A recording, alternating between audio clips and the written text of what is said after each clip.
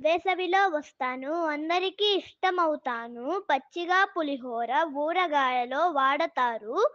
పండాక తీపిగా మారుతాను. నాతో jelly, milk shakes కూడా చేస్తారు. నేనెవరు?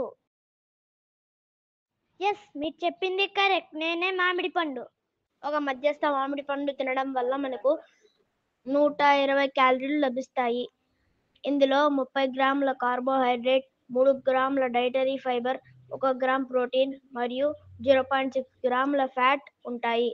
ఇవే కాకుండా ఇందులో natural sugars, vitamin C, vitamin A, మనం ఫోలేట్గా పిలుచుకునే vitamin B nine, vitamin E, vitamin K, potassium, magnesium, calcium, iron కూడా ఉంటాయి.